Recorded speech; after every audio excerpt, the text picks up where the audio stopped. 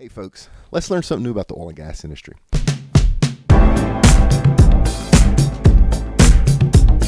All right, today we're in Houston and it's cold for Houston. It's like 50 degrees outside. And we're sitting here with Charles with Handy Petroanalysis. How you doing, Charles? Good. How are you, Mark? Doing awesome. So y'all do some really fascinating stuff that would actually affects the entire industry, but you have a very cool story about one of the major independents. Yeah. It's a story where we had Hess Oil ask us if we could tell the difference in the Bakken and the Three Forks. That's two formations up in North Dakota, and that's a primary part of their business.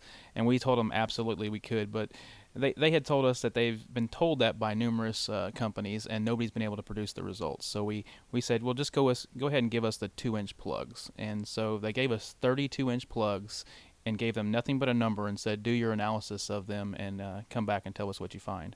So we did so, and we grouped them based on the way the spectra looked, and we went and gave a presentation to 30 geologists, which was scheduled for an hour in downtown Houston at their office. Well, our 1 hour meeting turned into 2.5 hours because we blew their mind that not only spectroscopically could we tell the difference in the Bakken and Three Forks, but more importantly, they took us down to the basement where they had the sidewall core laid out, and beneath it they had all their fluorescence data. And right off the bat, we were looking at the fluorescence data, and it showed that the source rock of both the Bakken and the Three Forks was not fluorescing, and that's the big tool that everybody uses in oil and gas is fluorescence.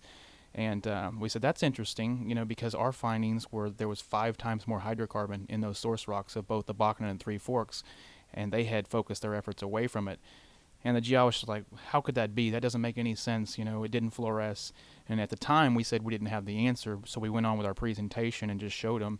But we told them in our presentation that we actually had to dilute the samples from the Bakken and Three Forks source rocks 5 times just to bring the spectra in range with the other spectra from the upper and lower Bakken and the upper and lower Three Forks. Well, 45 minutes later, we get back to the laboratory after our 2.5 hour presentation. And my grandfather pulled out a textbook and found the answer. There was graphite in the source rock of both the Bakken and Three Forks, which masked its ability to fluoresce. And so we said, at 1/7 the cost of drilling a new well, you guys should go revisit some old wells and some cores that you have stored in warehouses around the country because you were looking in the wrong spot. So that blew their minds. Yeah, so you spouted a lot of stuff that maybe only geologists or petrochemical people understand. So you're actually able to tell the difference in the actual oil that came out of the 2 source rocks. Absolutely. In fact, oils from oil, call it crude oil A, B, and C, the only thing that makes crude oils different from each other is the level of aromatics that are present in them. And even from, say, if you gave here in Texas, the big thing is Eagle Ford Shale. If you gave me 10 samples of Eagle Ford Shale, we could literally tell you which well it came from because 98 to 99% of the curve shape is going to be the same. It's that 1 to 2% difference which will actually tell you which formation it's from or which well it's from. Now, in this low crude price environment, you ran over something that seemed kind of minor, but I think is major. So in this low crude price environment where everybody's worried about efficiencies, especially the operators, you can actually go back and tell them where's the more productive areas to drill versus the less productive area drills. Is that true? That's absolutely correct. We can tell you where the formation is. So it can be done post, so where you go revisit old wells, or it can be done real time too. We could actually, by testing the mud in and out, wall drilling, steer or guide you to keep you in the formation so when you're in the formation and when you're not. Or, like you mentioned, in these low oil prices, we can go back to these stored cores that you have all over the country in warehouses doing nothing. We could do those and tell you where you missed, where you were looking in the wrong spot, and where you should have been, and you can go revisit those wells. So this is like huge, right? So right now they're out there either spraying and praying when they're drilling, right? Or they're doing a geosteering, which is expensive. You can actually guide that drill bit to stay in that hydrocarbon-rich rock. That's right. By just testing the mud on the way in and on the way out and correlating it for mud lag or the time for the mud circulation. And the interesting part is as the mud is circulating, you're constantly picking up more and more crude oil in your mud as it's circulating. That's why it's important to test the mud on the way in and on the way out, and then taking the delta and correlating it at the depth level, and you know exactly where you were in the formation.